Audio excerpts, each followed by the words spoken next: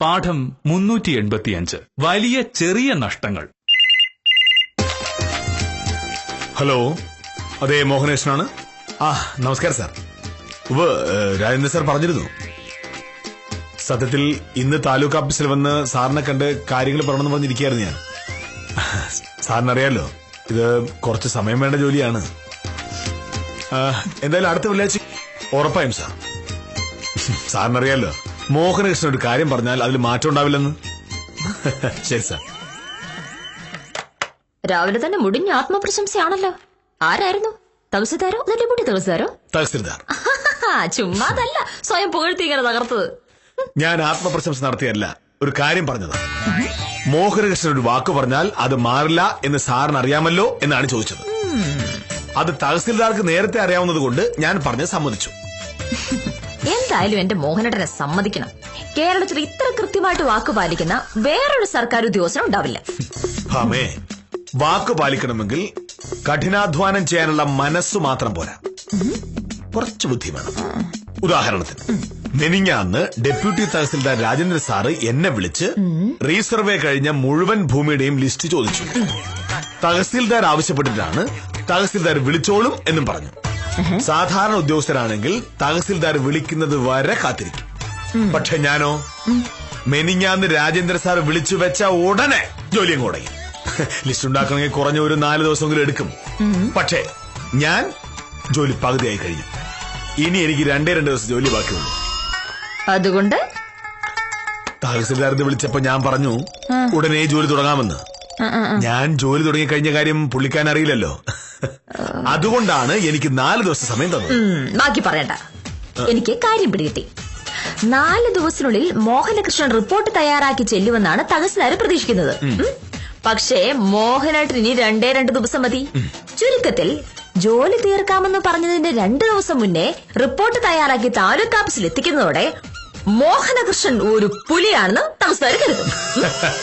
അതെ, ഇത്തരം ചില പൊടിക്കൈകൾ സർക്കാർ സർവീസിൽ അത്യാവശ്യമാണ്. ചെയ്യേണ്ട ജോലിയുടെ ഭാരം പരമാവധി കൂട്ടി പറയുക, എന്നിട്ട് പറഞ്ഞ സമയത്തിന് മുമ്പേ ജോലി തീർക്കുക. വെള്ളിയാഴ്ചയെങ്കിലും റിപ്പോർട്ട് തീർത്താൽ മതിയായിരുന്നു എന്ന് തഹസിൽദാർ കരുതിയിരിക്കുമ്പോ ബുധനാഴ്ചയെ റിപ്പോർട്ട് റെഡി. ചുരുക്കത്തിൽ ഇത്തരം തട്ടിപ്പുകളിലൂടെയാണ് മോഹനകൃഷ്ണൻ സാറ് ജീവിച്ചു പോകുന്നത്. ഒരു നല്ല സർക്കാർ ഉദ്യോഗസ്ഥനാവാൻ ആത്മാർത്ഥതയും സത്യസന്ധതയും മാത്രം പോരാ, നല്ല ഭാവനയും വേണമല്ലേ? ഇത് ഭാവനയല്ല, ബുദ്ധിയാണ്. നിനക്കതില്ല, എനിക്കതുണ്ട്.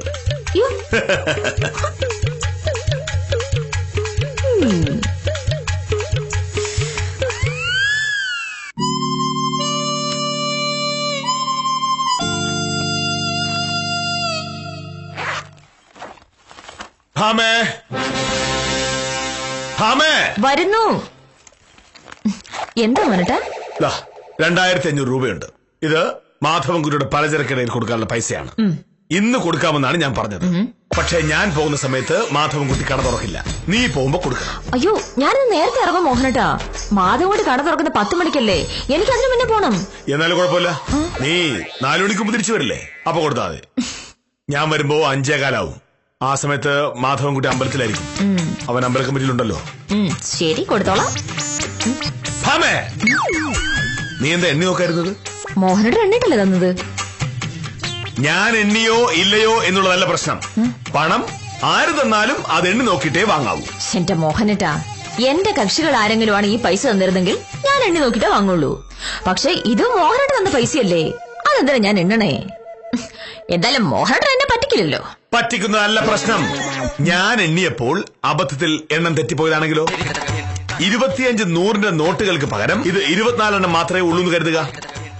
ഞാൻ അത് എണ്ണിയതാണെന്ന് കരുതി 2500 രൂപയുണ്ടെന്ന് പറഞ്ഞ് നീ ഇത് മാധവൻകുട്ടിയുടെ കടയിൽ കൊണ്ടുപോയി കൊടുക്കും. അങ്ങനെ സംഭവിച്ചാൽ മാധവൻകുട്ടി എന്ത് കരുതും? ഞാൻ അവനെ പറ്റിക്കാൻ ശ്രമിച്ചു എന്നല്ലേ കരുതും. മാധവൻകുട്ടി ഇത് വാങ്ങുമ്പോ എണ്ണി നോക്കില്ലേ? അപ്പൊ 100 രൂപ കുറവാണെങ്കിൽ എന്നോട് പറയും, അന്നാ ഞാനതും കൊടുക്കും. 100 രൂപ കൂടുതലാണെങ്കിലോ? അബദ്ധം പറ്റിയതാണെന്ന് കരുതി മാധവൻകുട്ടി ആ 100 രൂപ കൈക്കലാക്കിയാലോ? അധ്വാനിച്ചുണ്ടാക്കിയ 100 രൂപയാണ് അവിടെ നഷ്ടമാവുന്നത്. മോഹനേട്ടാ, എന്തായാലും ഇത് കാശിന്റെ കാര്യമായതുകൊണ്ട് മോഹനേട്ടന്റെ എണ്ണം തെറ്റില്ല എന്ന് എനിക്ക് ഉറപ്പല്ലേ? അല്ല ഇനിയിപ്പൊ എണ്ണം തെറ്റിയാലും അതൊരിക്കലും കൂടില്ല, കുറയേ ഉള്ളൂ. ആള് എന്റെ മോഹനല്ലേ. എന്നാലും അതൊന്ന് എണ്ണി നോക്കാൻ നിനക്ക് വയ്യ. എന്റെ അമ്മോ, ഞാൻ എണ്ണി നോക്കാം. ഈശ്വരാ. 1 2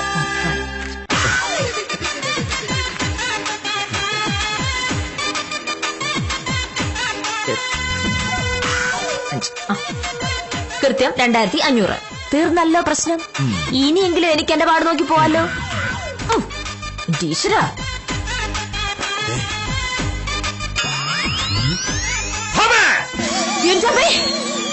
എന്താണ് നീ എന്തിനാ ഈ പൈസ വെച്ചിട്ട് പോയത്? അതിവിടെ ഇരുന്നോട്ടെ, ഞാൻ ആവശ്യം പഠിച്ചോളാലോ. എങ്കിലും ഇത് പൈസയല്ലേ? പൈസ ഇങ്ങനെ അലക്ഷ്യമായിട്ടാണ് എടുത്തത്. ഇത് നമ്മുടെ വീടല്ലേ മോഹനേട്ടാ, ഇവിടെ കേറി വന്ന് ആരാണ് ഇത് മോഷിച്ചോട്ട് പോവാൻ? ആരെങ്കിലും വന്നാലോ? ഇവിടെ കയറി ഈ കാശ് മോഷ്ടിക്കാൻ ധൈര്യമുള്ള ഒരൊറ്റ കള്ളൻ ഈ കേരളത്തിലുണ്ട്. ആ കള്ളനാണ് ഈ കാശ് എന്റെ കയ്യിലേക്ക് തന്നത്. പിന്നെ ആരാ ഇത് മോഷ്ടിക്കാൻ? എന്നാലും അതെടുത്ത് സൂക്ഷിച്ചു വെക്കാൻ നിനക്ക് വയ്യ. രാവിലെ വഴക്കിനൊരു കാരണം അന്വേഷിച്ചതാണെങ്കിൽ അതിന് ഇതൊരു കാരണമാവണ്ട. എന്റെ പൊന്നെ, നീ ഇത് ഞാൻ സൂക്ഷിച്ചു വെച്ചോളാം.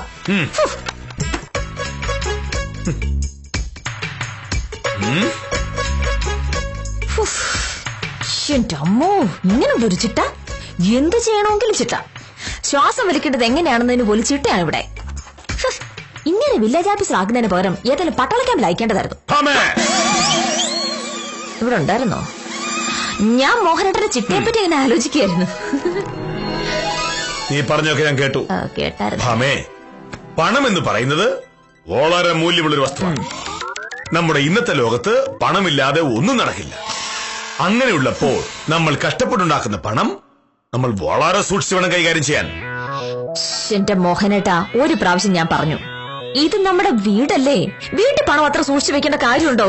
വീട്ടിൽ നിന്ന് നമ്മൾ ശീലിക്കുന്നതാണ് പുറത്തു പോകുമ്പോഴും നമ്മൾ ചെയ്യുന്നത്. ഇവിടെ ഒരു കാര്യം അലക്ഷ്യമായി ചെയ്യുന്ന നീ ആഫീസിൽ പോകുമ്പോഴും അത് ചെയ്യില്ലേ?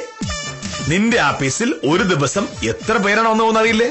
ഇപ്പൊ നീ ചെയ്തതുപോലെ പണം മേശപ്പുറത്ത് വലിച്ചു വാരിയിട്ടാൽ അവിടെ വരുന്ന ആരെങ്കിലും അതെടുത്തോണ്ട് പോയില്ലേ? എന്റെ ഓഫീസിൽ വരുന്ന ആരും അങ്ങനെ ചെയ്യില്ല. നിന്റെ ആഫീസിൽ വരുന്നവരെ അത് ചെയ്യൂ. അവിടെ വരുന്നത് കള്ളന്മാരും കൊലപാതകളും പിടിച്ചുപറിക്കാരുമാണ്. മാന്യന്മാർക്ക് വക്കീൽ ആഫീസ് വേണ്ട കാര്യം എന്താണ്? മോഹനേട്ടാ മതി. ഇനി ഈ തർക്കം എങ്ങോട്ടാ പോകുന്നത് എനിക്കറിയാം. വക്കീലന്മാരെല്ലാം മോശക്കാരാണ്. ഈ ലോകത്തിൽ മാന്യനായ ഒരേ ഒരാളേ ഉള്ളൂ, അത് വില്ലേജ് ഓഫീസർ മോഹനകൃഷ്ണൻ സാറാണ് എന്നല്ലേ ഇനി പറയാൻ പോകുന്നത്? അത് കേൾക്കാൻ എനിക്ക് സമയമില്ല. ആഹാ, മോഹനേട്ട പറഞ്ഞതുപോലെ പൈസ പേഴ്സിൽ വെച്ചിട്ടുണ്ട്. തീർന്നല്ല പ്രശ്നം? തീർന്നില്ല. പണം സമ്പാദിക്കുന്ന കൂട്ടത്തിൽ നമ്മൾ പഠിക്കേണ്ടതാണ് പണം ആവശ്യത്തിന് മാത്രം ചെലവാക്കുകയും ബാക്കിയുള്ളത് സൂക്ഷിച്ചു വെക്കണമെന്നും. മോഹനേട്ടന്റെ വർത്താനം കേട്ടിട്ടുണ്ടെങ്കിൽ ഞാൻ സ്ഥിരമായി കാശ് ഇവിടെ കൊണ്ടേ വെക്കാൻ തോന്നൂലോ. ഇത്രയും കാലത്തിനിടയ്ക്ക് എന്റെ കയ്യിൽ നിന്ന് 1 രൂപ പോലും നഷ്ടപ്പെട്ടു പോയിട്ടില്ല. കാശുണ്ടാക്കാൻ അറിയാമെങ്കിൽ അത് സൂക്ഷിക്കാനും എനിക്കറിയാം. മോഹനേട്ടൻ പോയി ഏതെങ്കിലും 10 വയസ്സുള്ള കൊച്ചിന് ക്ലാസ് എടുക്കാൻ നോക്ക്. എനിക്ക് വേറെ ജോലിയുണ്ട്. മുതിർന്നവരൊരു കാര്യം പറയുമ്പോ അത് കേൾക്കാൻ മനസ്സില്ല. നീ അനുഭവിക്കുമ്പോ പഠിച്ചോളൂ. അഹങ്കാരി.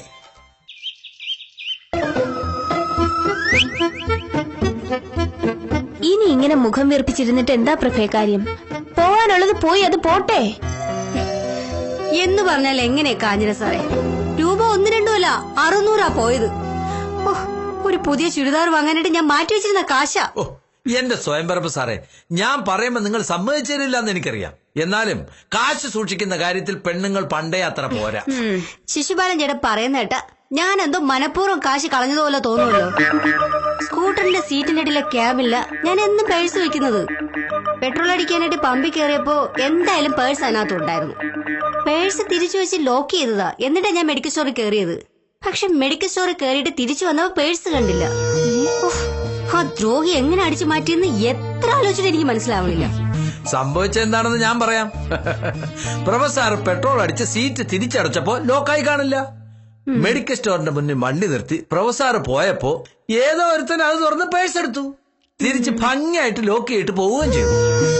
ശിശുപാലൻ ചേട്ടൻ പറയുന്നത് കേട്ട സംഭവം കണ്ടതുപോലെ ഉണ്ടല്ലോ. ഇനി അത് പറഞ്ഞു ഒടുവിൽ പേഴ്സ് അടിച്ചു മാറ്റിയ ഞാനാണെന്ന് പറയാതിരുന്നാ മതി. ഇക്കാലത്ത് ഒരിക്കലും നടന്നത് പറയാൻ പാടില്ലല്ലോ. എന്താ ഇവിടെ?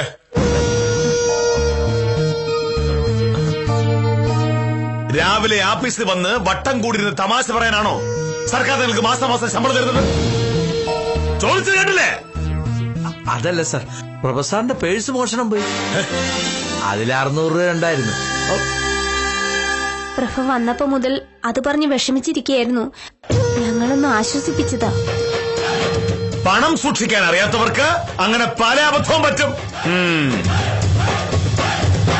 നിങ്ങളെപ്പോലുള്ള സ്ത്രീകളെ ഒന്ന് ഉപദേശിക്കാന്ന് വെച്ചാ അത് നിങ്ങൾ സമ്മതിക്കില്ലല്ലോ. ഞാനത് പറയായിരുന്നു സർ. ശിശുപാല, എന്താ സർ? തഹസിൽദാർ രാവിലെ വിളിച്ച് ആ പുറംപോക്കിന്റെ ലിസ്റ്റ് തയ്യാറാക്കുന്ന കാര്യം പറഞ്ഞിരുന്നു. വെള്ളിയാഴ്ച കൊടുക്കാമെന്ന് ഞാൻ പറഞ്ഞിട്ടുണ്ട്.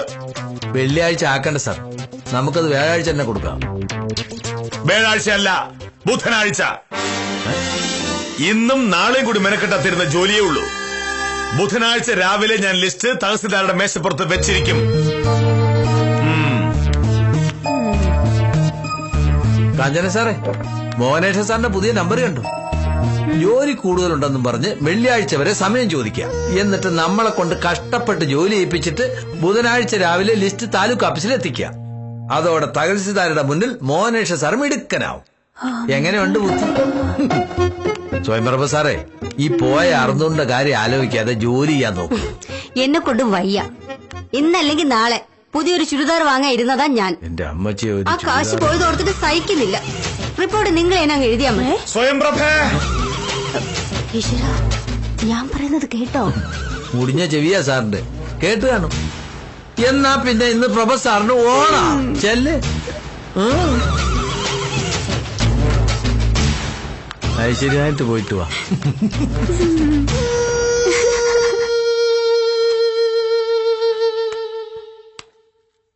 സാർ, സാർ വിളിച്ചിരുന്നു. സ്വയംപ്രഭയുടെ എത്ര രൂപ പോയെന്നാ പറഞ്ഞത്?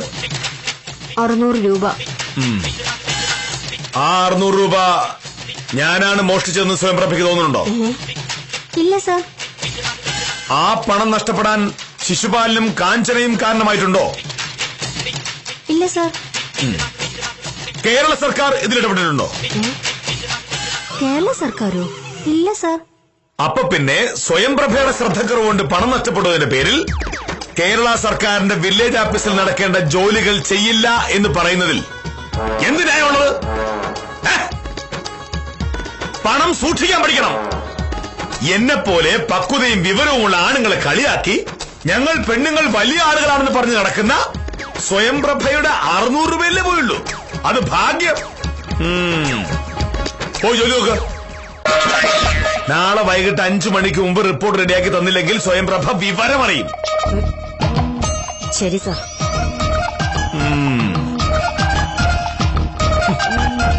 പണം സൂക്ഷിക്കാൻ അറിയാത്ത വിഡ്ഢികൾ. എന്താന്ന്?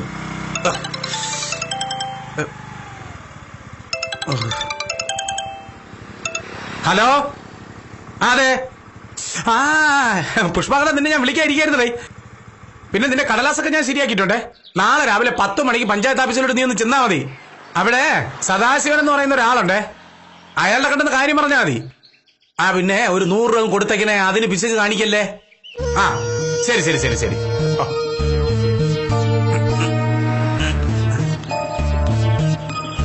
ആഹാ, മോനിട്ട് സാറല്ലേ വരുന്നേ. നമസ്കാരം സാർ. നമസ്കാരം സാറേ, ഇന്ന് ഏതാണ്ട് 5 മിനിറ്റ് വൈകി. ഓഫീസിൽ നിന്ന് കുറച്ച് കൂടുതൽ ജോലി ഉണ്ടായിരുന്നു. ഉത്തമ, എങ്ങോട്ടാ? എനിക്ക് സഹകരണ ബാങ്കിലെ സെക്രട്ടറി ദാസപ്പ സാറിനെ ഒന്ന് കാണണം. ഒരു പണയത്തിന്റെ കേസാ. പിന്നെ സാറേ, വക്കീലിനെ പറ്റി അബദ്ധം അറിഞ്ഞാണല്ലോ. എന്താ ബന്ധം? വക്കീൽ വിളിച്ചു പറഞ്ഞില്ലേ? ഇല്ല സാറേ, വക്കീലിന്റെ പേഴ്സ് കളഞ്ഞു. ആ പുഷ്പ ബേക്കറിൽ ജ്യൂസ് കുടിക്കാൻ വേണ്ടി കയറിയതാണ് വക്കീല്. പോണ വഴിയിൽ പേഴ്സ് എടുക്കാൻ മറന്നുപോയി. നമ്മുടെ മാധവൻകുട്ടിയുടെ കടയിൽ വന്നപ്പോഴാണ് പേഴ്സ് എടുത്തില്ല എന്നുള്ള കാര്യം വക്കീൽ അറിഞ്ഞത്. അപ്പൊ തന്നെ തിരിച്ചും പോയി. പക്ഷെ ബേക്കറിക്കാർ പറയുന്ന അവര് കണ്ടില്ല എന്നാണ്. ആ പൈസ പോയോ? വക്കീല് രണ്ടാമത് ബേക്കറി പോയിട്ട് വരുമ്പോ പോസ്റ്റ് ഓഫീസിന്റെ ഫ്രണ്ടിൽ വെച്ചാണ് ഞാൻ കണ്ടത്. ആളാകപ്പാടെ വിഷമിച്ച വക്കീല. അവള് വിഷമിച്ച പോകുന്നതാണോ? മുതിർന്ന ഒരു കാര്യം പറയുമ്പോ കേൾക്കാത്ത അഹങ്കാരികൾക്ക് ഇങ്ങനെയൊക്കെ പറ്റും. ഭാവിക്കാൻ വെച്ചിട്ടുണ്ട് അഹങ്കാരം. കാലത്ത് ഞാൻ പറഞ്ഞാണ് പൈസ സൂക്ഷിക്കണം. പറയണ്ടേ, ഇനി ഇത് പറഞ്ഞത് ഞാനാണെന്നറിഞ്ഞ വക്കീല് എന്റെ തന്തയ്ക്ക് വിളിക്കും.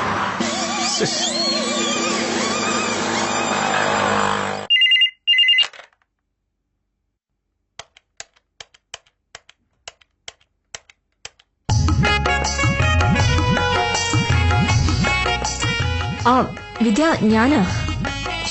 എനിക്കൊരു അബദ്ധം പറ്റി. വൈകിട്ട് കോടതിയിൽ തിരിച്ചു വരുമ്പോ ഞാൻ ആ കേരള ബേക്കറി കയറി ജ്യൂസ് കുടിച്ചിരുന്നു. തിരിച്ചു പോരാൻ നേരം ആ പേഴ്സ് എടുക്കാൻ മറന്നു. പകുതി വഴിയിലെത്തിയപ്പോഴാണ് ഞാൻ ഓർത്തത്. ഞാൻ തിരിച്ചു പോയി നോക്കിയിട്ട് പേഴ്സ് കിട്ടിയില്ല. അവർക്കറിയില്ലെന്ന് അവര് പറയണേ. ആ പൈസ സൂക്ഷിക്കേണ്ട കാര്യം മോഹനേട്ടൻ രാവിലെ കൂടി പറഞ്ഞത്. ഇതറിഞ്ഞിട്ടുണ്ടെ മോഹനേട്ടൻ എന്നെ ഇന്ന് കൊല്ലും. മോഹനേട്ടൻ വന്നേ വിളിക്കാം. നിന്നോട് രാവിലെ പച്ച മലയാളത്തിൽ ഞാൻ പറഞ്ഞത് പണം അലക്ഷ്യമായി കൈകാര്യം ചെയ്യരുത്, പണം അലക്ഷ്യമായി കൈകാര്യം ചെയ്യരുതെന്ന്. അപ്പൊ നീ എന്താ പറഞ്ഞത്? നിന്റെ കയ്യിൽ നിന്നും ഇത്രയും കാലത്തിനിടയ്ക്ക് 1 രൂപ പോലും പോയിട്ടില്ലല്ലോ എന്ന്. ഇപ്പോഴോ? മോഹനേട്ടൻ എങ്ങനെ അറിഞ്ഞു? ഞാൻ അറിഞ്ഞത് എങ്ങനെയും ആയിക്കോട്ടെ. ഞാൻ കഷ്ടപ്പെട്ട് അധ്വാനിച്ചുണ്ടാക്കിയ 2500 രൂപയാണ് നിന്റെ ധിക്കാരം കൊണ്ട് നഷ്ടപ്പെട്ടു പോയത്. ഇനി മാസം കൊണ്ട് കാശ് എങ്ങനെ കൊടുക്കും? അല്ല മോഹനേട്ട, ഞാൻ മനഃപൂർവ്വം ചെയ്തതല്ലോ. ബേക്കറി കയറി ഒരു ജ്യൂസ് കുടിച്ചു. പേഴ്സിൽ നിന്ന് 50 രൂപ എടുത്ത് കൊടുത്തു. അവിടുത്തെ പൈ 25 രൂപ തിരിച്ചു കൊണ്ടുവന്ന് തരികയും ചെയ്തു.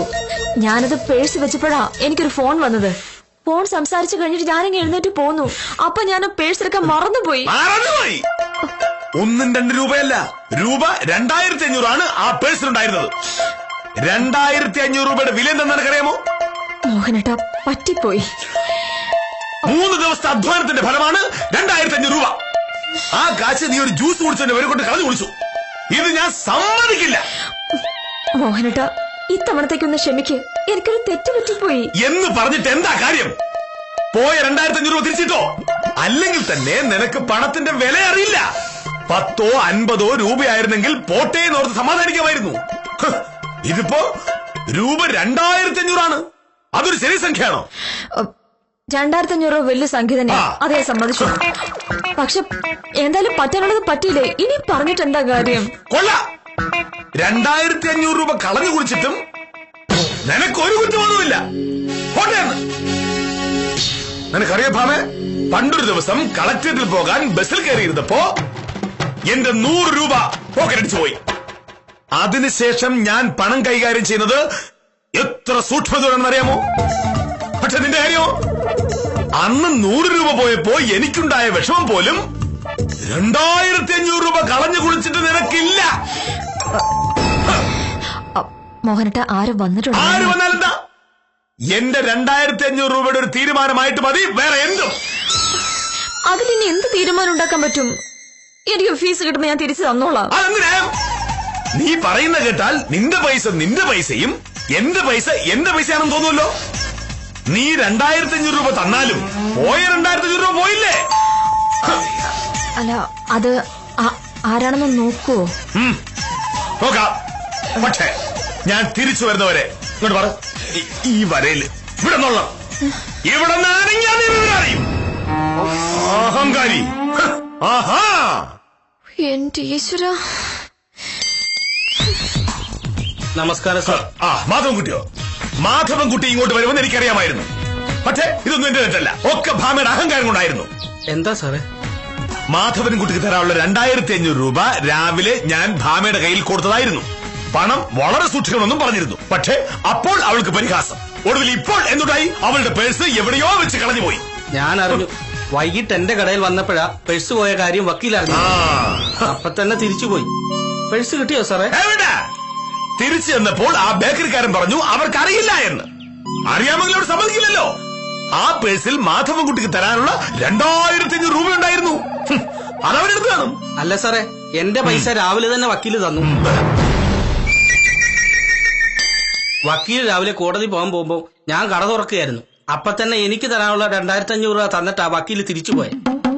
അപ്പൊ പിന്നെ വൈകിട്ട് മാധവൻകുട്ടിയുടെ കടയിൽ വന്നപ്പോഴാണ് പേഴ്സ് കളഞ്ഞുപോയ കാര്യം അറിഞ്ഞെന്ന് പറഞ്ഞതോ? വൈകിട്ട് വക്കീല് വന്നത് പഞ്ചസാര വാങ്ങാനാ. ഞാൻ പഞ്ചസാര എടുക്കുന്നതിനിടയ്ക്ക് പേഴ്സ് കാണാനില്ല എന്ന് പറഞ്ഞ് വക്കീല് തിരിച്ചുപോയി. പിന്നെ കടയിലേക്ക് വന്നില്ല. ഞാൻ ഈ പഞ്ചസാര ഇവിടെ കൊണ്ട് തരാൻ വന്നതാ. അപ്പൊ മാധവൻകുട്ടിയുടെ പണം കിട്ടി? കിട്ടി സാറേ. എന്നാ ഞാൻ ഇറങ്ങട്ടെ. അപ്പൊ ആ 2500 രൂപ പോയില്ലേ? പിന്നെ ഏത് പൈസ പോയത്?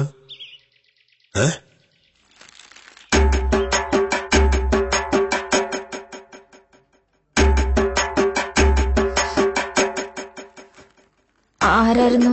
മാധവൻകുട്ടി പഞ്ചസാര ഇട്ട് വന്നതാ. അയ്യോ, മാധവക്കുട്ടിയുടെ കടയിൽ കയറി പഞ്ചസാര വാങ്ങുമ്പോഴാ പേഴ്സിന്റെ കാര്യം ഞാൻ ഓർത്തത്. തിരിച്ചു ചെന്ന് പഞ്ചസാര എടുക്കാൻ ഞാൻ മറന്നുപോയി. അതവിടെ നിൽക്കട്ടെ. നീ മാധവൻകുട്ടിയുടെ പൈസ കൊടുത്തായിരുന്നു? കൊടുത്തു. രാവിലെ ഓഫീസിലേക്ക് പോകുമ്പോ മാധവൻകുട്ടി കട തുറന്നിരുന്നു. അതുകൊണ്ട് അപ്പൊ തന്നെ പൈസ കൊടുത്തിട്ടാ ഞാൻ പോയത്.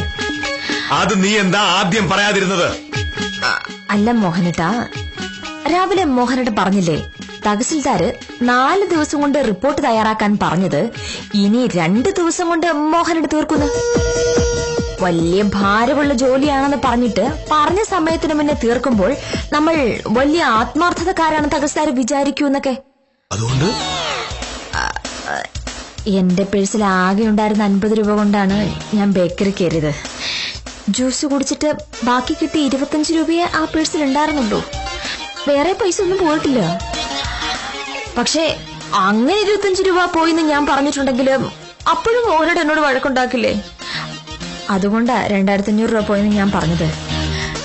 ഈ 2500 രൂപ പോയിന്ന് പറഞ്ഞിട്ട് 25 രൂപ ശരിക്കും പോയല്ലെന്ന് അറിയുമ്പോ ദേശത്തെക്കാട്ടിലും സന്തോഷമല്ലേ ഉണ്ടാവുക? മോഹനേട്ടൻ തഹസിൽദാരുടെ അടുത്തിറക്കിയ നമ്പർ തന്നെയാ ഇതും. എന്നാലും 25 രൂപ നിന്റെ അശ്രദ്ധാരണ പോയില്ലേ? അയ്യോ, അത് വീട് 10-50 പോയതെങ്കിൽ അത് പോട്ടേന്ന് വെക്കാറുതെന്ന് മോഹനേട്ടൻ തന്നെ കുറച്ച് പിന്നെ പറഞ്ഞത്. ഇതിപ്പോ 50 പോലും പോയിട്ടില്ല, 25 രൂപയല്ലേ പോയുള്ളൂ. പണ്ട് മോഹനേട്ടന്റെ പോക്കറ്റ് അടിച്ച് 100 രൂപ പോയില്ലേ? അതൊന്നും ഞാൻ ദേഷ്യപ്പെട്ടിട്ടില്ലല്ലോ. അപ്പൊ എന്റെ കയ്യിൽ നിന്ന് 25 രൂപ പോകുമ്പോ മോഹനേട്ടൻ ഇങ്ങനെ ദേഷ്യപ്പെടാൻ പാടുണ്ടോ? അയ്യോ, ഇനി സത്യമായിട്ട് പൈസ പോകാതെ ഞാൻ സൂക്ഷിച്ചോളാം. ഇപ്പൊ ഞാൻ ശരിക്കും പഠിച്ചല്ലോ. Please, sorry.